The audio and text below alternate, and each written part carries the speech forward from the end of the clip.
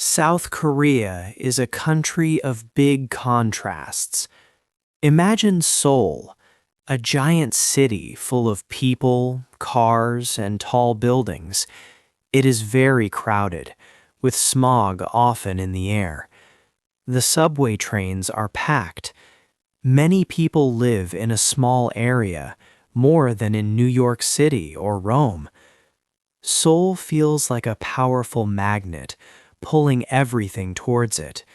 It takes life and jobs from other parts of the country. These other places become weak and empty. Now travel 2 hours south to Sejong. This city looks very different. It has wide, empty streets and clean air. The buildings are new and modern. The South Korean government tried to build a new capital city here. They hoped it would help Seoul not be so crowded. Other countries like Australia and Brazil did this with Canberra and Brasilia. But in Sejong, the beautiful parks and empty squares show that few people want to live there. Even good plans from the government could not make people leave Seoul. These two cities show South Korea's strange problem. The country became very rich after the Korean War. People called it the miracle on the Han River. It became one of the world's biggest economies. But the way it grew has now become a problem, like a curse. Seoul, which brought so much success, is now hurting the nation. For 70 years, many choices and policies made Seoul grow bigger. But this growth came at a cost. Seoul became like a black hole, taking not just money and jobs, but also people's hopes. This is a silent killer, hidden in the city's past choices. We will see how a big policy mistake from the 1960s started this problem. It is now making the country's population disappearing. South Korea now has the world's lowest birth rate. The country might have economic problems by the year 2040. Even though Seoul seems to be growing, the nation is technically already in great danger. We will explain the numbers behind this claim later. 2. How the city grew. Korea was very poor after the Korean War in the 1950s. Many cities, like Seoul, were destroyed. In 1961, President Park Chung-hee took power. He had a big goal: to make Korea rich. His plan was called Exports First. This meant Korea would make goods to sell to other countries around the world, not just for people in Korea. The previous government's plan had not worked, so this new path was very important. The government helped businesses a lot with this new policy. It gave them special tax breaks and cheap loans. President Park himself held monthly meetings, pushing business leaders to meet their export goals. This strong support created big companies called chaebols like Samsung, Hyundai, LG, and SK. The government chose which companies would get help. If a company did well, it got more support, like a carrot. If it failed, it got nothing, which was the stick. This method helped these few large companies become very powerful in Korea's economy. These large companies mostly put their main offices and factories in Seoul. Seoul had many educated workers, good roads, and was close to government leaders who made important decisions. This made it the natural place for businesses to grow quickly. To help with this, the government built a major road in 1970, the Seoul-Busan Expressway. This road connected the country, but it also worked like a spider web, pulling more business and people into Seoul. All economic activity seemed to flow back to the capital. The country grew fast, and people called it the miracle on the Han River. But this miracle was centered in one city, Seoul. This was not by chance. It was a deliberate choice by the government. Seoul became the main engine for growth, while other parts of the country became like fuel for Seoul. By the 1970s, the government understood that too much power and money were in Seoul. They tried to move some industries to other places, but it was too late. All the money, factories, and company headquarters were already firmly fixed in the capital. The trend could not be changed. A strong social and psychological feeling had started, making Seoul the only place where people believed they could find success. This feeling was stronger than just economic reasons. It made reversing the centralization impossible. This psychological condition, which we will call the prestige loop, will be explained in detail in the next chapter. 3. The school trap. The focus now changes from money to how people think and feel. Young Koreans often feel they must move to Seoul. This is not just about jobs. It is about their dreams and what they believe they can achieve. Over the years, many schools outside Seoul have struggled. Young people want to go to universities in the capital. This means fewer students for schools in other areas. Some of these schools are now called zombie universities. They are still open, but they are not very good. They stay open only because the government gives them money, not because many students want to go there. Graduates from universities in Seoul have a big advantage. They are 2.5 times more likely to get jobs at big companies in Seoul. Their first job often pays about 240,000 Korean won more each month. They are also twice as likely to get a permanent job, not just a temporary one. This is the Seoul Premium. It shows that living and studying in Seoul can lead to a better and more secure job. Many young people feel this is a trap they cannot escape. This creates a cycle. The best schools are in Seoul, and getting into them needs good preparation. The best places for preparation are also in Seoul. So families move to Seoul or send their children there. After studying in Seoul, young people find the best jobs, which are also in Seoul. So to be successful, many believe they must live and build their life around Seoul. For some young people, life in Korea feels very hard. They use a term called hell joseon to describe their difficult situation. We will understand more about what this means when we talk about housing in the next chapter. The government tried to fix the problem by suggesting a plan to create 10 Seoul National Universities. This meant making 9 regional universities as good as the famous Seoul National University. But this plan did not work. The main problem is not the quality of regional schools. It is that most good jobs and opportunities are still only in Seoul. Parents in South Korea pay a very high education tax to help their children succeed. They spend millions of won each year on schools, extra classes, and tutors. This huge cost is a heavy burden for families. It is one of the main reasons why fewer people are having children, leading to a big problem for the country in the future. 4. Living underground. To truly understand Seoul, one must look at where many people live, underground. These places are very real.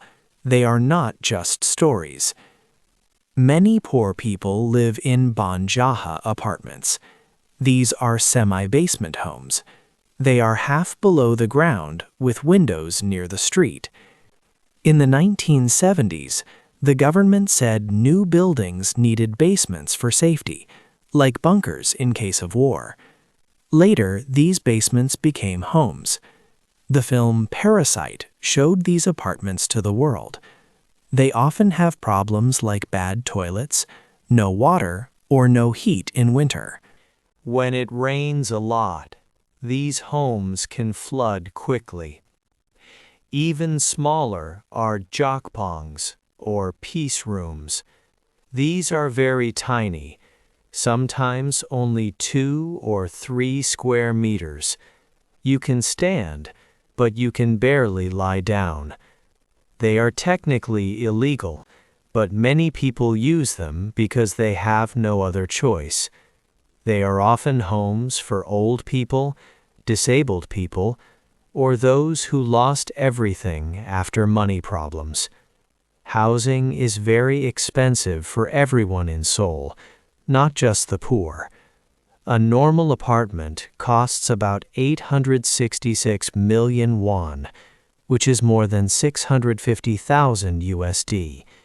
Young people often cannot buy a home. Many people rent using a special system called jeonse. With jeonse, renters pay a very large sum of money, like 150 to 200 million won, to the landlord at the start of the lease. This money is a deposit, and you get it back when you move out. But for many young people, even finding this deposit money is hard. They often take big loans from banks. Sadly, some landlords use this money to buy other homes, not saving it. If house prices fall, these landlords cannot pay the deposit back. This system can be risky, like a gamble, and it can take away young people's savings. There is also a housing caste system in Seoul. The most expensive apartments in rich areas cost much more, sometimes over 3.7 billion won. The cheapest apartments are still around 495 million won. It is very hard for middle-class people to get loans to buy homes. This makes it impossible for many to enter the housing market. The government has tried to help. They spent more than $270 billion over many years to make people have more children. They offered money and other help. But these efforts did not work. The number of births keeps falling. This is because, no matter how much money is offered, young couples cannot afford to raise a child in Seoul. This difficult life led to a phrase, Hell Joseon. Young Koreans use it to say that society asks them to be excellent, but it costs too much to even live a basic life. For many young people, the Korean dream feels untrue. The feeling is not hope, but being trapped. In this situation, young people make a hard choice. They see that having children means too much financial pain and sacrifice. So for them, it becomes a logical choice not to have children. But this means the nation loses the next generation, which is what it needs most. 5. The end of people. The full impact of Seoul's strong pull is clear in the population numbers. South Korea's fertility rate in 2024 is 0.75, the lowest in the world. This means each new generation is only about 36% the size of the one before it. In Seoul, this rate is even lower, at 0.64. To keep a stable population, a country needs a rate of 2.1. This quick drop is not just a sad event, it is a rational strike by young people against a system that demands too much. The country's population has already begun to shrink. Experts believe that by 2067, South Korea's population could drop by 25%. The average age will reach 62 years old. The working age population, 15 to 64 years old, will greatly decrease. From 36.57 million in 2023, it could fall to only 16.58 million by 2072. This creates a dependency ratio nightmare. This means each working person might have to support more than one older or younger dependent. This will cause big economic problems. The Bank of Korea thinks the economy could start shrinking by 2040. The Korea Development Institute warns that growth could be almost zero by the 2040s, with a possible recession as early as 2041. The National Pension Fund, which helps people retire, is expected to run out of money by 2056 or 2080 with changes. In 2050, this fund might face a huge shortage of 206 trillion won. Elderly poverty is already the highest among developed nations. Raising a child in South Korea is very expensive. It costs about 1,116,000 won, or $800 each month. For families wanting their children to do well, costs are much higher, around 26,000 to 30,000 US dollars per year. For women, having children often means giving up career growth. Both parents usually need to work due to high living costs. The government has tried to help, spending over $270 billion on plans to encourage childbirth. But these plans have not worked. The low birth rate continues because young Koreans are making a reasoned choice. They see high housing costs, tough competition, and less job security. They feel that having children will lower their quality of life. For them, having children in Seoul is simply too costly. There is a way out of this problem. However, it requires leaders to make a difficult political sacrifice that no one seems ready for. This challenging situation will be explored more closely later. For now, South Korea is facing a future that many other developed countries will soon also experience. 6. The empty city. We now return to Sejong, a city that was built with grand hopes. It was designed to be a perfect new capital, far away from the crowded streets of Seoul. Planners asked a simple question. If you build a city with clean air, open spaces, and affordable homes, why would nobody want to live there? Sejong was created with great thought. It had broad streets and many green parks. The buildings were new and modern. The air was fresh. Yet today, Sejong feels quiet and unused. Only about 350,000 people live there, which is much less than what was planned. Many businesses stand empty. and the city sometimes feels like a very large, quiet living place rather than a lively city. A key reason for this quietness was its design. Sejong was built in circles, like a donut that has no middle. It did not have one main downtown area where people could easily gather or meet by chance. This design, meant to be smart, actually stopped the city from having a true soul or a busy community feeling. Another problem was the commuter paradox. Many government workers moved their offices to Sejong, but most of these officials kept their families and homes in Seoul. They would work in Sejong during the week and then travel back to Seoul on weekends. So Sejong became a place for work, not a place for living a full life. This also meant more cars on the road between the two cities. Furthermore, Sejong had very strict rules. There were no traditional street food stalls, and outdoor dining was limited. Even fun places like karaoke rooms were restricted near schools. These rules were meant to make the city clean and orderly, but they took away the natural energy and charm that makes a city special. People missed the busy, spontaneous street life that Seoul offered. Sejong offered clean air and cheaper housing. Still, it could not attract people away from Seoul. This failure showed a big truth. Seoul's power was not just about jobs or money. It was also about deep feelings, culture, and the idea of where life happens.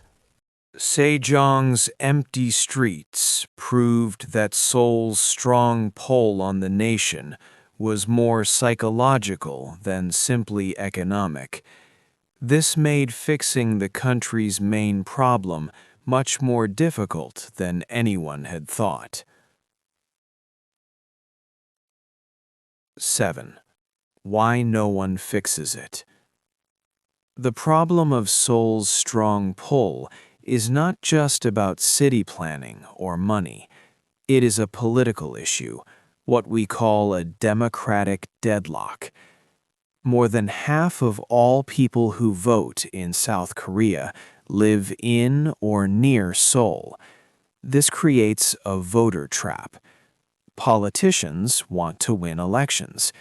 To do this, they must make choices that help the people who live in Seoul. If a politician tries to send money or help to other parts of the country away from Seoul voters, they might not win the next election. This makes a cycle. Many voters are in Seoul, so politicians help Seoul. Because politicians help Seoul, more money and jobs go there.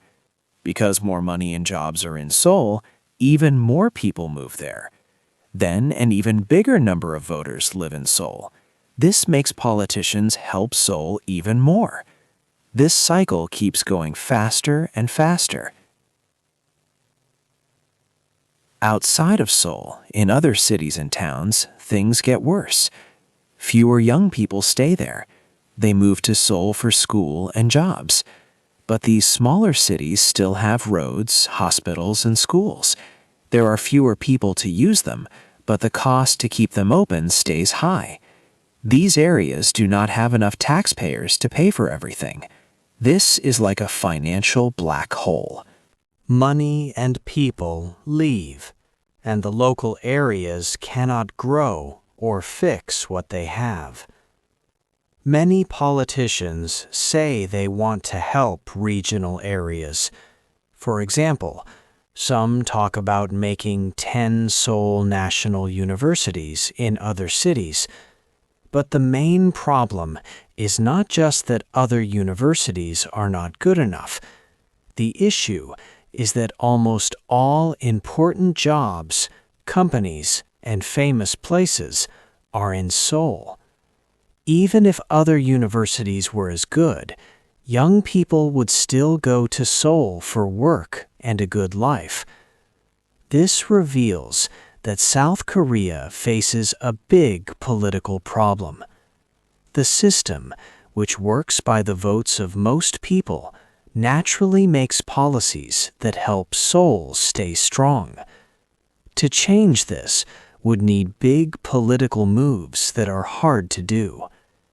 Perhaps South Korea will become a city-state, where Seoul is rich and strong, but the rest of the country is not. We will look at this idea next. The sad truth is that democracy is working as it should, but it is slowly voting the nation out of existence. 8. What comes next? We have traveled through South Korea's story. We have seen how Seoul became the Seoul Republic. It is a city that now rules the whole country. It takes almost all the money, all the talented people, and all the hope. This concentration has shaped the nation's future in big ways. What will happen next for South Korea? There are two main paths. First, Seoul could become a rich city-state. It would be like a powerful, wealthy island, full of life. But the land around it, the rest of South Korea, would become empty and quiet. It would have fewer people and much less money. Important services and jobs would mostly be gone from these areas. Second, the whole country could face a national collapse. The number of people would get much smaller, even in Seoul. The economy would stop growing. It might even get worse. This path means a decline for everyone, even if Seoul stays strong for a while. We have learned about key moments that led to this situation. First, we saw the early policy mistake. The government, aiming for fast growth, put all the big businesses and jobs in Seoul. This pulled people to the capital. Second, we found the education trap. Young people felt they had to go to Seoul for the best schools and job chances. Universities and schools outside Seoul became very weak, pushing even more young people to the capital. Third, we talked about the demographic strike. Young Koreans are making a hard choice. Life in Seoul is too costly and too competitive for families, so they are choosing not to have children. This choice makes the population fall very fast. This story is not just for South Korea. It is a strong warning for cities and countries around the world. Many big cities are growing very fast today. They are pulling people, money, and opportunities from smaller towns and regions. South Korea shows us what can happen when one city becomes too strong. It reminds us that uncontrolled growth can lead to big problems for a whole nation.